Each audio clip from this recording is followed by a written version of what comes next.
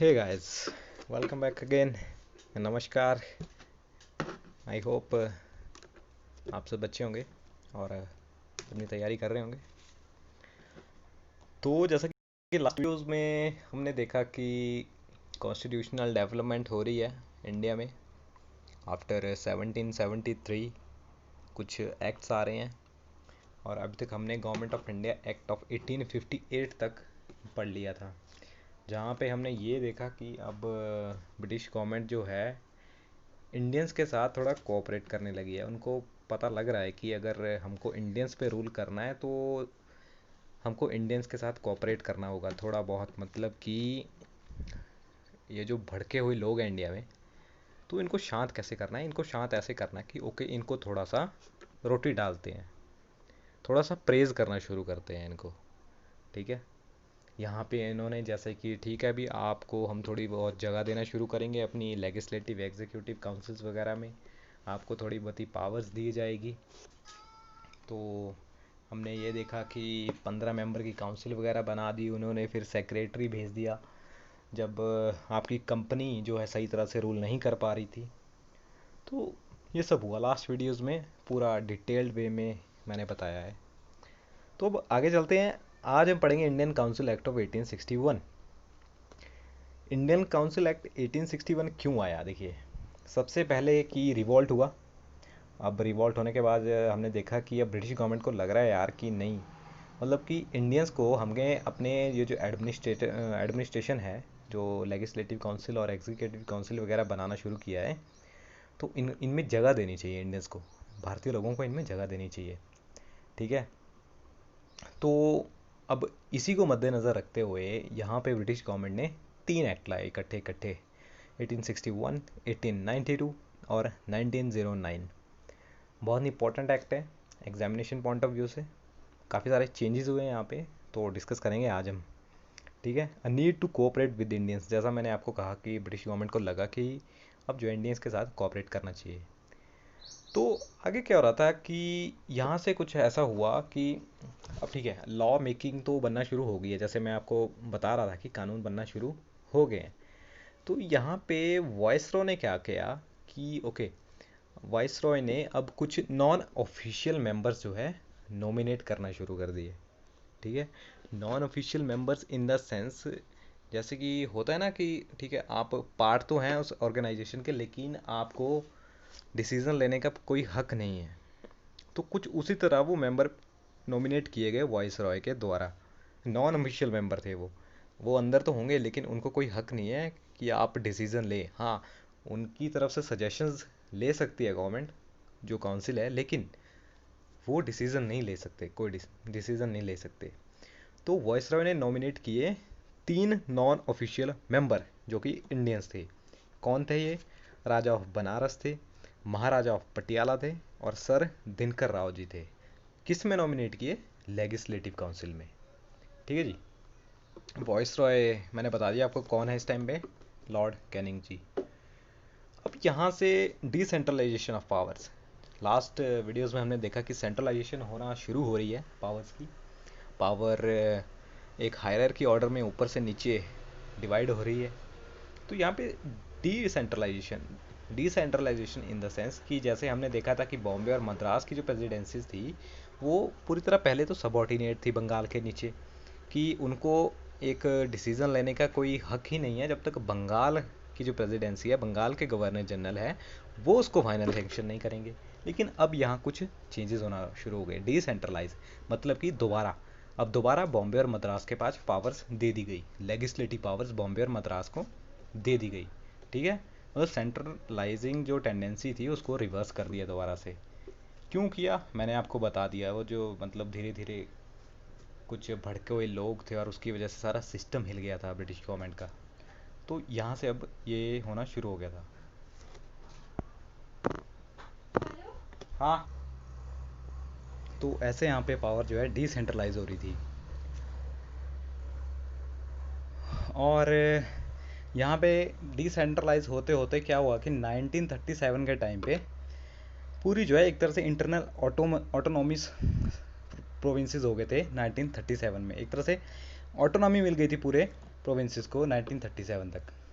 अब नेक्स्ट यहाँ पे क्या हुआ था कि नई लेजिस्लेटिव काउंसिल जो है वो इस्टेब्लिश हुई थी बंगाल, पंजाब और नॉर्थ वेस्ट प्रोविंसेस में।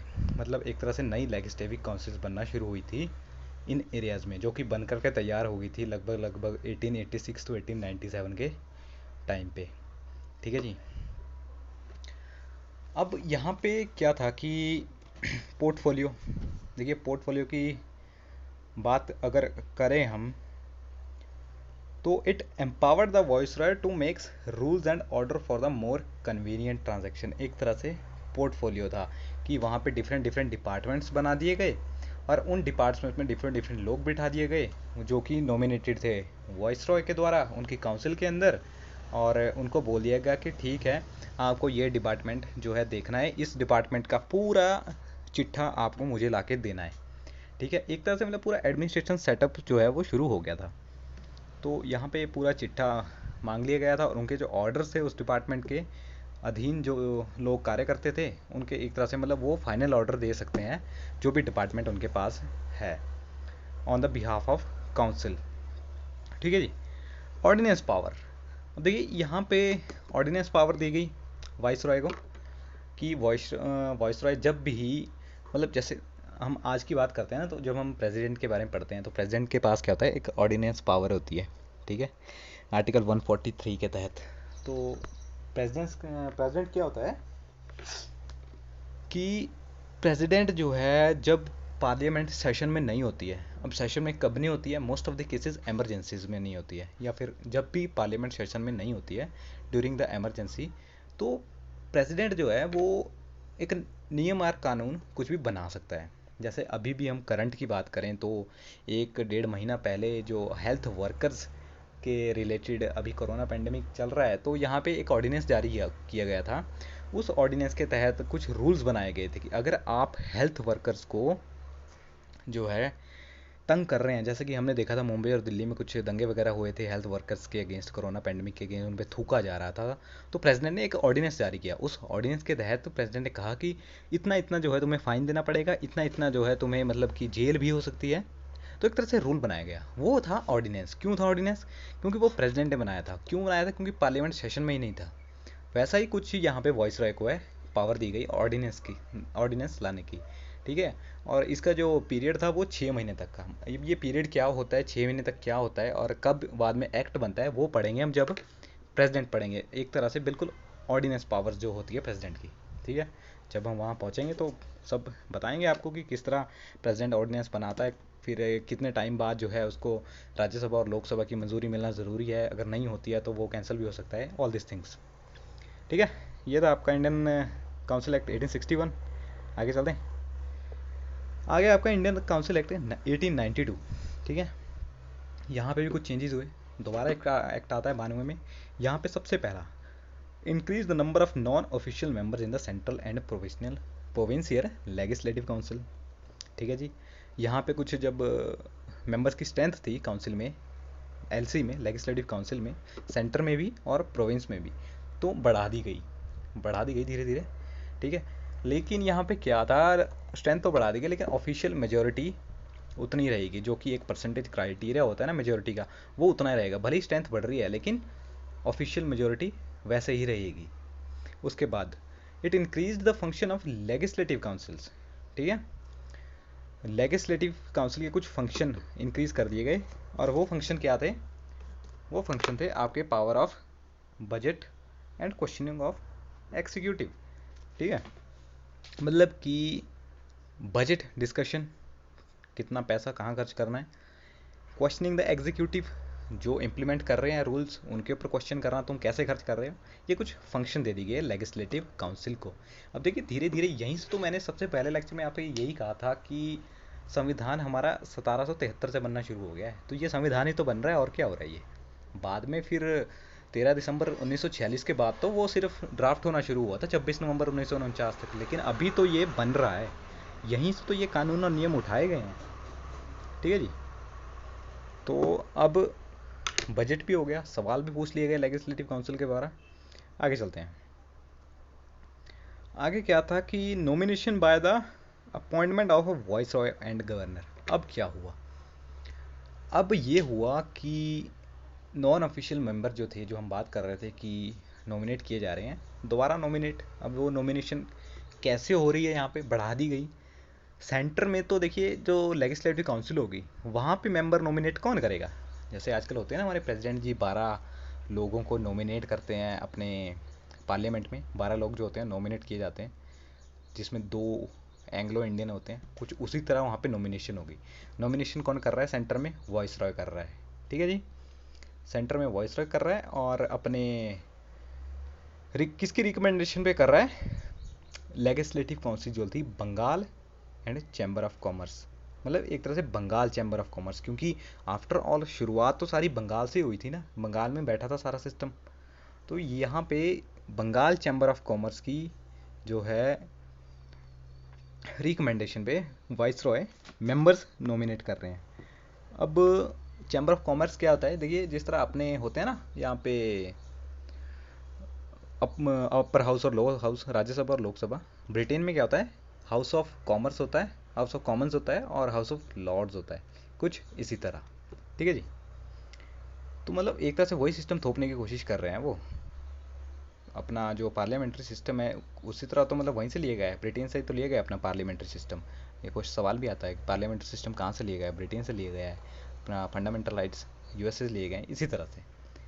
चलिए आगे चलते हैं। आगे क्या है कि अब हमने सेंटर की तो बात कर ली, लेकिन जो प्रोविंशियल लेजिस्लेटिव काउंसिल थी, मतलब कि जो कि प्रोविंसेस थे, वहाँ के लेजिस्लेटिव काउंसिल में नॉमिनेशन कौन करेगा? कौन करेगा? जो जैसे आज हमारे गवर्नर जी बैठे हुए हैं, तो उस टाइम पे भी गवर्नर होता था, तो वहाँ के जो गवर्नर है प्रोविंशियल लेजिस्लेटिव काउंसिल्स के, वो उनको नॉमिनेट करेंगे। ठीक है, किसकी रिकमेंडेशन पे करेंगे? यहाँ पे जो अपने होते हैं ना ज़मींदार हो गए और म्यूनसिपैलिटी के जो हेड हो गए, वो उन लोगों के रिकमेंडेशन पे कि ये बंदा भाई देख भाई इसको उठा ले, ये बंदा बड़ा अच्छा है, ये बंदा जो है ना इसने बहुत अच्छी पढ़ाई की हुई है इंग्लिश में, भाई इसको उठा ले, बिठा दे अंदर, बहुत अच्छा ज्ञान है इसको। ठीक है, गवर्नर ने बोला आ जाओ भाई बैठते हैं अंदर, तुमको बिठाते हैं अंदर। बस कुछ उसी तरह से अपना ज़मींदार वगैरह हो गया, बस उन्होंने बोल दिया वो देख भाई वो जो कालू राम है ना, वो कालू राम बहुत अच्छा संगीतकार है, मतलब इतना अच्छा गाना गाता है भी पूछ मत, काफ़ी इज्जत है इस बंदे की। तो ठीक है भाई चल आ जा, तेरी इज्जत है, तेरे को बिठाते हैं अंदर लेजिस्लेटिव काउंसिल में। तो इस तरह कालूराम को भी बिठा दिया, किसके कहने पे? अपने ज़मींदार के कहने पे। किसने बिठाया? गवर्नर ने बिठाया। तो ये याद रखना है यहाँ पे। लास्ट क्या हुआ था कि आफ्टर स्टडिंग दिस, तो कुछ इस तरह से मतलब फाइनल आउटकम्स आए थे कि यहाँ पे एक तरह से इलेक्शन जैसी प्रोसेस शुरू कर दी थी उन्होंने। इलेक्शन ही तो हो रहा है एक तरह से, लेकिन ये इनडायरेक्ट इलेक्शन है। इलेक्ट तो किए जा रहे हैं लोग, इनडायरेक्ट इलेक्शन है। ठीक है, किसी के कहने पे, किसी के बोलने पे, खुद मर्जी करने पे, कुछ वैसा चल रहा है। लेकिन फिर भी एक इलेक्शन का नाम अभी सामने आया ही नहीं था, अभी इसको बोला जा रहा था नॉमिनेशन। ठीक है, किसी के कहने पे। ओके, आगे इंडियन काउंसिल एक्ट 1909। देखिए ये जो एक्ट है ये काफ़ी इंटरेस्टिंग है, अगर आप क्यों, और एग्ज़ाम पॉइंट ऑफ व्यू से काफ़ी इंपॉर्टेंट भी है। पहली बात तो इसको हम मॉर्ले मिंटो रिफॉर्म्स भी कहते हैं, बहुत इंपॉर्टेंट है मॉर्ले मिंटो रिफॉर्म्स। ठीक है, ये मॉर्ले मिंटो रिफॉर्म्स बहुत इंपॉर्टेंट है। इसमें मॉर्ले मिंटो रिफॉर्म्स क्यों कहते हैं? अपने मॉर्ले जो थे ना, मॉर्ले थे अपने सेक्रेटरी, जो सेक्रेटरी की बात की थी ना मैंने आपको कि 15 मेंबर के बंदे होंगे, काउंसिल होगी, उनका एक सेक्रेटरी भेजा था, तो वो थे सेक्रेटरी। मिंटो कौन थे? मिंटो थे अपने वॉइस रॉय। ठीक है, तो ये याद रखिएगा कि लॉर्डे माफ़ कीजिए, मॉर्ले जो थे वो सेक्रेटरी थे और मिंटो जी थे वॉइस रॉय। इसको मॉर्ले मिंटो रिफॉर्म्स भी कहा जाता है। आगे increase the size of legislative council. अब यहाँ पे लेजिस्लेटिव काउंसिल का साइज जो है बढ़ा दिया गया। कितना कर दिया गया? 16 मेंबर थे पहले, बाद में 60 कर दिए। किसके किए? सेंटर के किए। सेंटर की जो लेजिस्लेटिव काउंसिल थे ना उसके 16 से 60 कर दिए। लेकिन प्रोविंशियल में कोई मतलब डिसाइड नहीं था कि इतने नंबर्स के बंदे बिठाने हैं हमने, अभी सेंटर की बात थी। बाकी प्रोविंसेस में तो अभी नॉन यूनिफॉर्म ही था वो, मतलब उनको कितने मेंबर थे, कोई यूनिफॉर्मिटी थी नहीं कि इतना ही करना है, जितने आ रहे हैं आने दो भाई, देख लेंगे, अपना जितनी जगह है अंदर बिठा दो। ओके, बाकी ऑफिशियल मेजॉरिटी की वही मैंने बात की कि ऑफिशियल मेजॉरिटी फिर भी उतनी ही रहेगी, भले आप बंदे बढ़ा दो।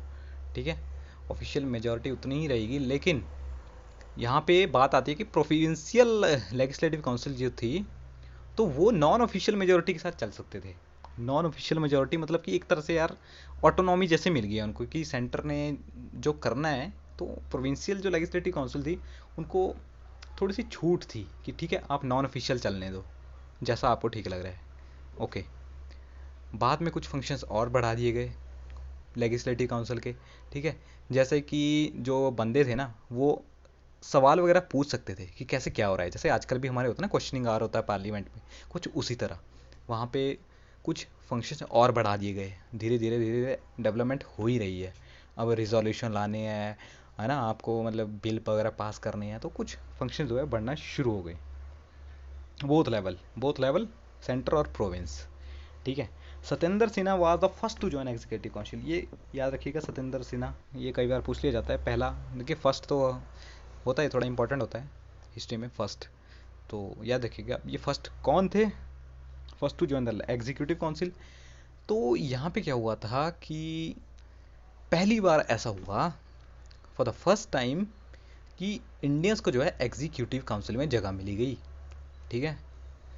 दोनों दोनों जो लेजिस्लेटिव एग्जीक्यूटिव काउंसिल थी, वाइस रॉय की भी और गवर्नर की भी, वहाँ पे जगह दी गई इंडियंस को। और पहले इंडियन कौन थे जिन्होंने एग्जीक्यूटिव काउंसिल ज्वाइन की वाइस रॉय की, वो थे सत्येंद्र प्रसाद सिन्हा।